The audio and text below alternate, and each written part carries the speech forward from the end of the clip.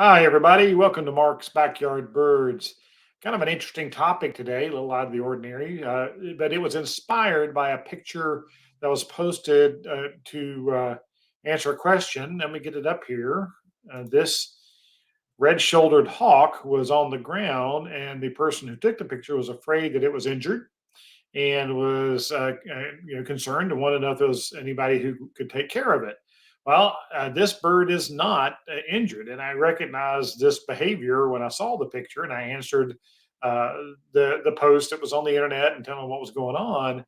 And I thought it'd be a good topic for a program for us. This is called anting.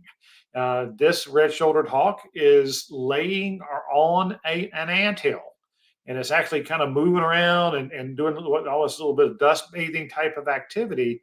And the reason they do this is they want to agitate the ants and to causing ants to crawl all over them. And if you've had ants crawling all over you, you know that's not comfortable. But the raptors and other birds do it too. Almost 200 species of birds have been documented doing anting behavior.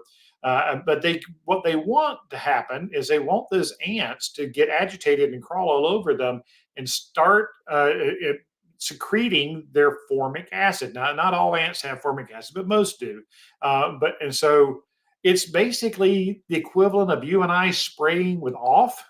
A lot of a real pest for any bird is, or we're called ectoparasites, which are like feather lice and things like that. And one way to rid yourself of those is to put on a chemical that they don't like. And whenever the ants are agitated, their self-defense mechanism is to secrete formic acid. And so this red-shouldered hawk, sorry, gets the ants all agitated, and they crawl all over him, and they secrete this formic acid, and that's believed that helps get rid of those ectoparasites, which is a really cool behavior.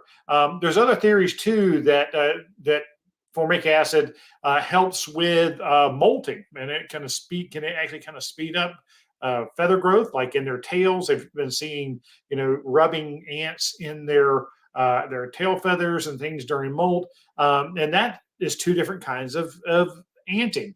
There's active anting and passive anting, and this red-shouldered is doing passive anting, where he's letting the ants crawl over him. But a bird that we've seen documented doing active anting are blue jays, among other ones, but only the most famous that we know of. And what they do is they grab ants, and typically blue jays don't eat ants because ants are not tasty at all to them because of the formic acid.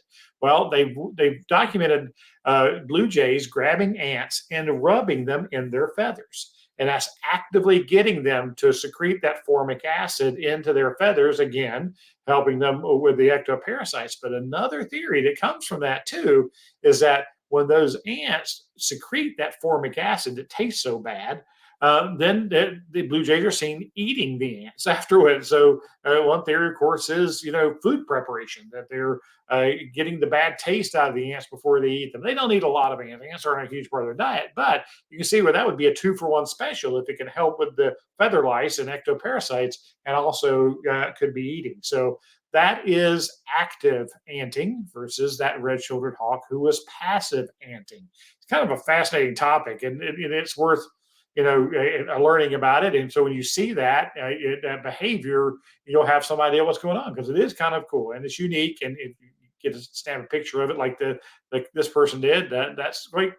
Get back up and show them again. That red-shouldered hawk, beautiful, doing something to help himself. Like I said, almost like spraying with an insecticide or on your body. So cool.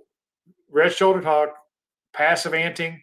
Blue jay does active anting, among other birds, over 200 species. So anting, a fascinating topic. Hope you like the program. Give us a like, give us a share. If you're on YouTube, please subscribe. Until then, come on, let's talk birds.